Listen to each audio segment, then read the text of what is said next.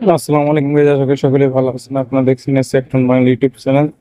তো আজকের ভিডিওর বিষয়টা হচ্ছে যে এখানে আপনাদের একটা এসির সম্পূর্ণ কাজের যে বিষয়টা আছে আমরা আসলে সেটাই দেখাবো, যে একটা এসি সম্পূর্ণ কাজ কিভাবে করতে হয় বা কি আসার বিষয় A to Z। একটা এসি সার্ভিসিং থেকে শুরু করে সম্পূর্ণ কাজটা আপনাদেরকে আমরা দেখাবো। তা দেখতে পাচ্ছেন আমাদের এখানে কিন্তু 2 টনের একটি এসি। আমরা এটা হচ্ছে তোশিবা অরিজিনাল কম্প্রেসার 2 টনের। তা আমরা এসিটার এখন কাজ করব। তো আগে আমরা ক্যাপিলারিটা মাপ দিয়ে দেখে আসলে আমরা সব এই ভিডিওটা একটু যদিও লং হয়েছে, বাট সম্পূর্ণ বিষয় থাকবে A to Z। বিষয়টা হচ্ছে এরকম, সম্পূর্ণ বিষয়টা আছে অরিজিনাল কম্প্রেসার। আমরা এটা মাস্টার সার্ভিসিং সহ এটার কি কি করতে হয় একটা এসি যখন সেকেন্ড হ্যান্ড কিনে আনা হয় বা কোনো একটা প্রবলেম ফেস করে বা টিপ করে, কম্প্রেসার টিপ করে, এই ধরনের যে সমস্যাগুলো সম্মুখীন হন ওইগুলো নিয়ে আসলে ভিডিওটা। যদিও ভিডিওটা অনেক বড়, একটু ধৈর্য সহকারে দেখলে হয়তো বুঝতে পারবেন। আর আমার ভিডিওগুলো কিন্তু নতুনদের জন্য। এখানে কিন্তু 2 টনের ক্যাপিলারি আছে হচ্ছে 32 ইঞ্চি। দেখেন 32 ইঞ্চি ক্যাপিলারি আছে। আর এটা হচ্ছে যে আপনার 70 নাম্বার ক্যাপিলারি। 70 নাম্বার ক্যাপিলারি 32 ইঞ্চি 2 টন একটা এসির জন্য। এখানে অনেকে ডাবল করে দেয় বা আমিও অনেক সময় ডাবল করে দিই পরবর্তীতে লাগালে, মানে দেখা যাচ্ছে আপনার 60 নাম্বার দিয়ে ডাবল করে দিয়ে দেই। হ্যাঁ, তা কথা কিন্তু একটাই, ডাবল করে যে 60 নাম্বার দিয়ে অনেক সময় আমরা ডাবল করে দেই 16 ইঞ্চি করে। 16 16 32ই হয়, বাট 16 ইঞ্চি করে ডাবল করে দিয়ে দিই। তো বিষয়টা হচ্ছে এরকম, এটা হচ্ছে অরিজিনাল ক্যাপিলারি আছে 70 নাম্বারের। তো দেখতে পাচ্ছেন যে এখানে আসলে ভিডিওটা যদি একটু লং হচ্ছে, কারণ সম্পূর্ণ বিষয়গুলো বোঝাতে হবে। এই দেখতে পাচ্ছেন যে এটা কিন্তু 32 নাম্বারের ক্যাপিলারি। ক্যাপিলারিটা দেখতে হবে জাম আছে কিনা, জাম থাকলে ক্যাপিলারি অবশ্যই পরিবর্তন করতে হবে। আমি এখানে দেখবেন স্টেনারের পরিবর্তে কিন্তু আমরা এখানে লিকুইড ফিল্টার ডায়ার ব্যবহার করব। এই যে আমাদের লিকুইড ফিল্টারটার ডায়ারটা ব্যবহার করা হয়ে গেছে। এখন আমরা চালায় দেখবো যে আসলে এদের সব লাইন টাইন ঠিক আছে কিনা, কোথাও ব্লক আছে কিনা, এগুলো কিন্তু খেয়াল রাখতে হবে। এই যে আমরা স্টেনারের পরিবর্তে এখানে 1/4 লিকুইড ডায়ার ফিল্টার ব্যবহার করছি। কেননা স্টেনার সহজে ব্লক হয়, দ্বিতীয়বার কাজ করলে পরবর্তী কম্প্রেসারের সহজেই ব্লক হয়, যে কারণে আমরা এই 1/4 ডায়ার ব্যবহার করছি যেন সহজে ব্লক না হয়। তো ওয়েল্ডিং গুলো ভালো মতো করতে হবে, নাটগুলো লাগাতে হবে। দেখতে পাচ্ছেন যেখানে আমাদের সাকশন ডিসচার্জ সম্পূর্ণ ঠিক আছে। তো আমরা ভালো মতো এসি গুলো আগে চেক করে নেব। তবে অবশ্যই কম্প্রেসার গুলো যখন আমরা পরিবর্তন করব বা কাটবো, তখন অবশ্যই ওয়েল চেঞ্জ করে নেবে কম্প্রেসারের। তো আমি পর্যায়ক্রমে সম্পূর্ণ ভিডিও আপনাদের দিচ্ছি, আপনারা দেখেন বুঝতে পারবেন। আর আসলে নতুন যারা আছেন তাদের জন্য ভিডিওগুলো, যে কোনো বিষয় জানতে কমেন্ট করতে পারেন।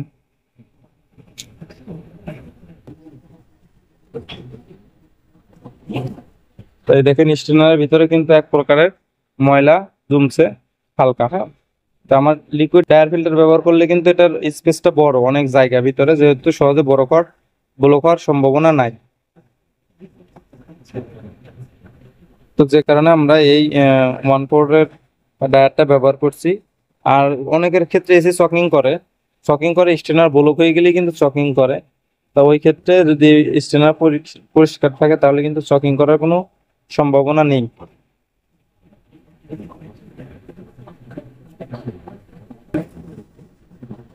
আমাদের স্টেনার গুলা চেঞ্জ করে এই ডায়ার কিন্তু লাগানো হয়েছে। আর দেখবেন যে বড় বড় যে এসি গুলো আছে 8 টন 10 টন, ওগুলোতে কিন্তু এই ডায়ার ব্যবহার করা হয়। ডায়ারের সুবিধা বেশি, কারণ এটার ব্লক খুব কম হয়। আর ভিতরে এক ধরনের সিলিকা থাকে, যে কারণে ওগুলা ময়লা শোষণ করে শুকনা করে ফেলে, সহজে ব্লক হয় না। আর টায়ারের উল্টা হাওয়া আছে, এই যে দেখতে তীর চিহ্ন উপরের দিকে দেওয়া, তীর চিহ্নের দিকে ক্যাপিলারি হবে।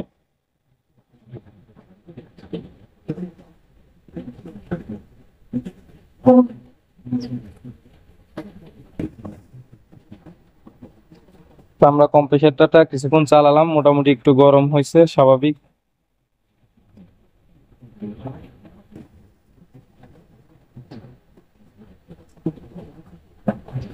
আর কন্ডেন্সারটা খুব ভালো মতো ওয়াশ করতে হবে। কন্ডেন্সারটা যদি ভালো মতো ওয়াশ না করেন তাহলে কিন্তু শকিং করবে। আমাদের ইনডোরটা আমরা একেবারে খুলে ক্লিন করে নিচ্ছি, মানে মাস্টার সার্ভিসিং যাকে বলে এক কথায়। তো আসলে সম্পূর্ণ কভার খুলতে হবে, খুলে ভালো মতো পরিষ্কার করে নিতে হবে। এই রানার, এই যে ব্লোয়ার বা এই যে কন্ডেন্সার ইভাপোরেটর যদি ময়লা থাকে তাহলে কিন্তু এসি চললে শো শো শব্দ হবে, বাট এসি কিন্তু বাতাস দিবে না। বিষয়টা হচ্ছে যে এটা যদি ময়লা থাকে তাহলে সে শো শো শব্দ করবে, বাট বাতাস আসবে না, বা অনেক সময় হইতে পারে, পানি ছিটতে পারে। তো আমরা আমাদের পানির ট্রেন লাইনটা খুলে নিলাম।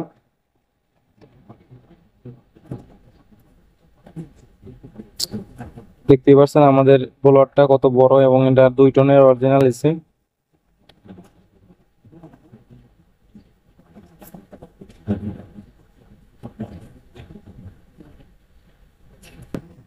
এটা পরিষ্কার থাকতে হবে। এটা যদি ময়লা হয় তাহলে কিন্তু আপনার এসির বাতাস বের হবে না, শো শো আওয়াজ হবে, ফরফর ফরফর, মানে বাড়ি পারবে আওয়াজটা, শো শো বাড়ি পারবে। এবং যদি এই ফিল্টারটা ময়লা হয় তাহলে বাতাস আসবে কম, শো শো শব্দ হবে না, বাট বাতাসের সোর্স কমে যাবে। তা অবশ্যই ক্লিন রাখতে হবে। আর কন্ডেন্সার গুলো একেবারে নতুনের মতোই আছে এখনো, এসিটা বেশি দিন ব্যবহার হয়নি। যাই হোক, আমরা মূলত কথা হচ্ছে মাছটা সার্ভিসিং করবো এবং এর সমস্যার সমাধান করব, যে সমস্যাগুলো ছিল। বিষয়টা হচ্ছে এটা।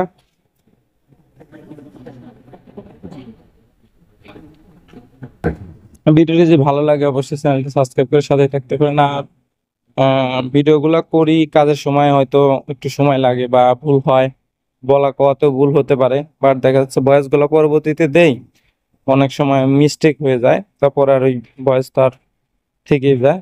ভুল হলে ক্ষমা দৃষ্টিতে দেখবেন। আর যদি শিখার শেষ নাই, একটা কথা হচ্ছে শিখার শেষ নাই। আমিও শিখতে চাচ্ছি বা শিখি। তো আমরা কম্প্রেসারটা কিন্তু খুলে নিয়ে আসি এটার ওয়েলটা পরিবর্তন করব। কম্প্রেসারের যে ওয়েলটা আছে ওয়েলটা পরিবর্তন করে আমরা নতুন ওয়েল দিব। তো এখানে আমরা ওয়েলটাকে আগে বের করতে হবে, আমাদের ভিতরে যে ওয়েলটা আছে ওয়েলটা আমরা সম্পূর্ণ বের করব।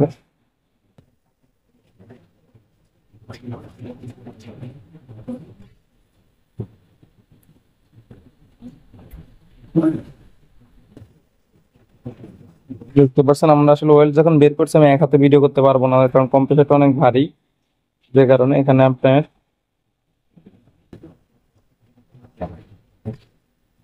ওয়েল কিন্তু আমাদের প্রায় 700 গ্রামের মতো হয়েছে। আমরা মাপবো 2 টন একটা কম্প্রেসারে কতটুকু ওয়েল থাকে এবং কি পরিমাণ আবার ওয়েল ঢুকাবো। আমাদের 2টা বোতল হয়ে আর একটা বোতল অর্ধেক হয়েছে, মানে প্রায় আপনার একটা ওয়েট করি দেখে ওজন কতটুকু হয়।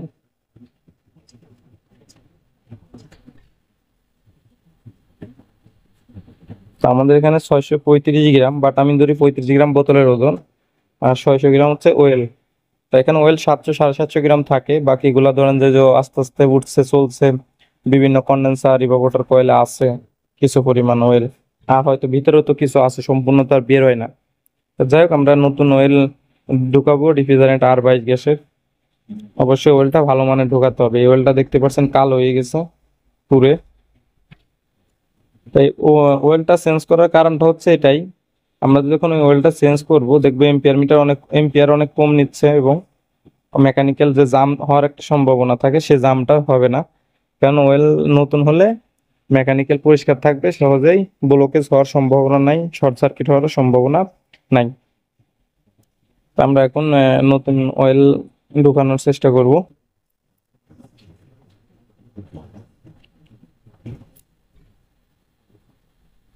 আমাদের কিছু অয়েল কিন্তু ইভাপোরেটর কোয়েলে উঠে আসে যখন এসিগুলো চালু থাকে গ্যাসের সঙ্গে আস্তে আস্তে, যে কারণে অয়েলটা কম। আর অয়েলটার কালারটা দেখেন একেবারে কালো কালো হয়ে গেছে।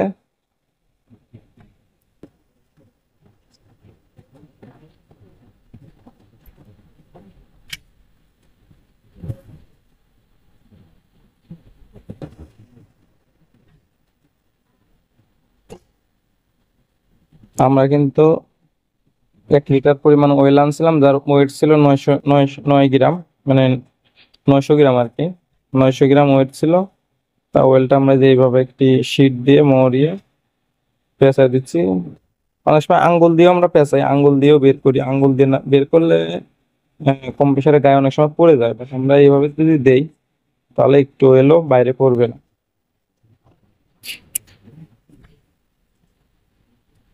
এটা কিন্তু মাঝে মাঝে চাপ দিতে হবে, আবার হাওয়া ঢুকলেই পরে আবার ঠিক হয়ে যাবে।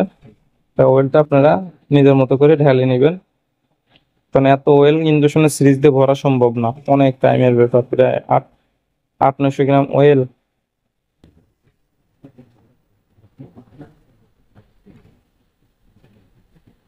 আমাদের ওয়েলটা কিন্তু ঢালা হচ্ছে।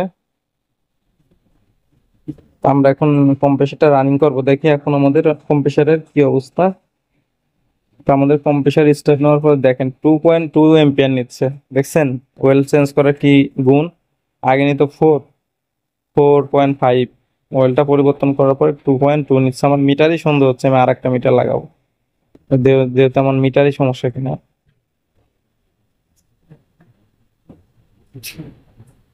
একই 2.7, 2.783, মানে মিটার একই আছে, আমি ভাবছি মিটারই সমস্যা, না মিটার কিন্তু একই রেটিং দেখাচ্ছে দুইটাতেই। তো যাই হোক, দেখেন ওয়েল পরিবর্তন করার পরে এম্পিয়ারটা অনেক কমে গেছে, মানে মেকানিক্যালটা পরিষ্কার হয়ে গেছে, যেহেতু কষ্ট হচ্ছে কম, চাপ হচ্ছে কম। আর অবশ্যই যেভাবে আপনারা পাম্পিং চেক করে নেবেন, পাম্পিং চেক করার সিস্টেমটা হচ্ছে, যদি পাম্পিং ঠিক না থাকে আপনি যখন গ্যাস চার্জ করবেন তখন দেখা যাচ্ছে যে আপনার ওখানে গ্যাস লোড দিচ্ছেন বাট প্রেশার উঠবে না, গ্যাস লোড দিলেও প্রেশার উঠবে না, তখনই বুঝতে হবে যে ওটার পাম্পিং সমস্যা। কম্প্রেসার চলতেছে, গ্যাস টান দিতেছে, বাট প্রেশার ওঠে না। হ্যাঁ, কম্প্রেসার গ্যাস টান দেয় বাট প্রেশার ওঠে না বা হিট হয় না, কিন্তু কম্প্রেসার চলে, তখন বুঝতে হবে পাম্পিং সমস্যা। স্টেটার পরিবর্তন করার পরেও দেখা গেছে আবার ব্লক হলে তো হিসাব আলাদাই, ব্লক নাই সব ঠিক আছে, কিন্তু কম্প্রেসার চালু করলে, আমি এখন দেখো পাম্পিংটা কিভাবে চেক করা যায়। আমি এখন চাপ দিয়ে ধরবো, চাপ দিয়ে ধরে দেখেন আমি হাত দিয়ে কিন্তু ধরে রাখতে পারি না, তার মানে আমার পাম্পিংটা যথেষ্ট পরিমাণ ভালো আছে, আমার হাত দিয়ে ধরে রাখতে পারতেছি না, যথেষ্ট পরিমাণ আমার পাম্পিংটা ভালো।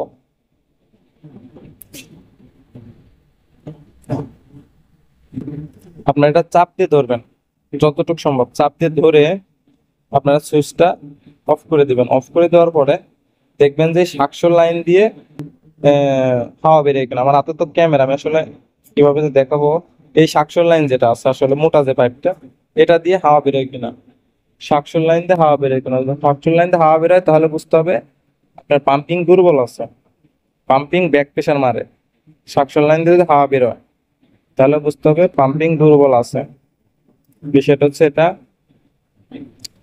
তা ভিডিওটা যদি অনেক বড় হয়ে যাচ্ছে, কেননা সম্পূর্ণ বিষয় থাকবে A to Z, এই কারণে ভিডিওটা বড় হচ্ছে। আর একটা কাজ করতে গেলে 2-3 ঘন্টা সময় লাগে, বাট আপনাদের এই 15-16 মিনিট যদি অপেক্ষা না করতে পারেন তাহলে কিভাবে কি দেখতে হলে অবশ্যই ধৈর্য থাকতে হবে।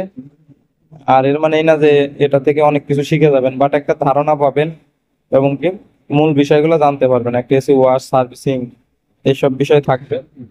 তা আরেকটা বিষয় থাকে এরপরে যেটা থাকে, সেটা হচ্ছে কন্ডেন্সার পরিষ্কার আছে, এই পাশটা লাইট মারলে ওই পাশ দেখা যায়, তারপরেও টিপ করে, কম্প্রেসার টিপ করে, এই যে একটা বিষয় আছে। এই কম্প্রেসারটা টিপ করে কেন, হ্যাঁ টিপ করে কেন সেই বিষয়টা হচ্ছে এখন দেখাই। দেখেন এই জায়গা যে কন্ডেন্সারটা আছে এটা কিন্তু মাঝে মাঝে চেপ খেয়ে গেছে, মানে চুপসে গেছে, চুপসে গেছে, কিন্তু এই চুপসে যাওয়ার কারণে কিন্তু হাওয়াটা ঠিকভাবে পাস হতে না পারার কারণে টিপ করে। এই একটা খুব গুরুত্বপূর্ণ বিষয় যে এই চ্যাপ খাওয়ার কারণেই কিন্তু এই যে এইগুলা সুন্দর করে উঠাই দিতে হবে। হয়তো এরকম কম কম, এটা তো অসুবিধা নাই, কিন্তু অনেক জায়গায় অনেক বেশি পরিমাণে এটা, এগুলা কিন্তু হয়ে যায় যে আপনার যখন এসিটা মেনটেনেন্স করা হয় বা সরানো হয়, ওই সময় এগুলো চাপ লাগলেই কিন্তু পেকা হয়ে যায়। এগুলো তো শীট, প্লেন শীট তো, বাজি পিসি যেটাই হোক, যে কারণে এটা তা একটা সুন্দর মাইনাস ধরনের চ্যাপটা কিছু নিয়ে এইগুলা এইভাবে উঠাই দিতে হয়। উঠাই দিলে আপনার এগুলো আস্তে আস্তে সোজা হয়ে গেলেই গ্যাস, যে হাওয়াটা গ্যাস যখন চলে কন্ডেন্সার গরম হয় তখন কিন্তু এই হাওয়াটা পাস হইতে পারে ভালো। তা এটা কিন্তু উঠাই দেওয়াটা ভালো হয়, এবং কি এটাতে কম্প্রেসার টিপ করবেন, আপনারা খেয়াল রাখবেন যে অনেক সময় কম্প্রেসার টিপ করে, তো যেটা এটার কারণে কিন্তু কম্প্রেসার ওভারহিট হয়, ওভারহিট হলেই কিন্তু টিপ করবে। টিপ করলে দেখা যাচ্ছে এসি চলতেছে, আধা ঘন্টা পর ঠান্ডা হয় আর পর ঠান্ডা হয় না, তখনই কিন্তু এই কম্প্রেসার টিপ করার কারণে এটা হয়। তা আসলে আমি ছোট্ট ছোট্ট বিষয়গুলো নিয়ে আপনাদের মাঝে ভিডিওগুলো করি। অনেকের হয়তো আমরা সম্পূর্ণ ফিটিংটা করে ফেলবো এখন, কেননা ভিডিওটা যদি অনেক লং হয়ে গেছে আর এটা সরাসরি কাজ করা এবং ভিডিও করা, যে কারণে ভিডিওটা লং হলো। তো এটা আসলে সমস্যাটা ছিল হচ্ছে কম্প্রেসার টিপ করতো, কম্প্রেসার কিছুক্ষণ চললে টিপ করতো। তা কন্ডেন্সার ময়লা ছিল, স্টেনার হালকা ব্লক ছিল এবং কম্প্রেসার ওয়েলটা ভারী হয়ে গেছিল, যে কারণে আসলে কম্প্রেসার গুলো টিপ করতো। তা বিষয়টা হচ্ছে যে আমি এই বিষয়টা নিয়ে আজকের ভিডিওটা ছিল যে এটার কি কি সমস্যা আর কি সমাধান হলো। তা আমি কিন্তু কন্ডেন্সার ওয়াশ করলাম, কম্প্রেসার অয়েল পরিবর্তন করলাম, স্টেনারটা পরিবর্তন করে লিকুইড লাইন ফিল্টার টায়ার ব্যবহার করলাম। তা বিষয়টা এটাই ছিল। যদি এছাড়া অন্য কিছু জানার থাকে কমেন্ট করতে পারেন। তা আমাদের এসিটা কিন্তু পুরোপুরি ফিটিং করা হয়ে গেছে,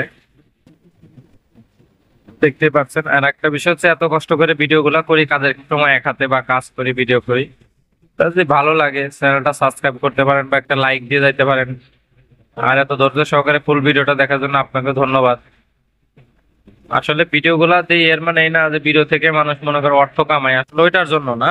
কাজ করি, কাজ শিখতে অনেক কষ্ট হয়েছে, পাশাপাশি যদি এরকম ভিডিও ভিডিও থাকতো তাহলে একটা সাপোর্ট পাইতাম। তা যে কারণে আসলে ভিডিওগুলো করা, আমরা কিন্তু কাজের চাপে ভিডিও করার সময় পাই না, বাট তারপরেও করি মাত্র আপনাদের জন্য, যারা শিখতে চাচ্ছেন বা শিখতে চান তাদের জন্যই। ভিডিওটা যদি ভালো লাগে অবশ্যই চ্যানেলটি সাবস্ক্রাইব করে সাথেই থাকবেন। ধন্যবাদ ভিডিওটি দেখার জন্য। আমাদের এসিটা কিন্তু কমপ্লিট।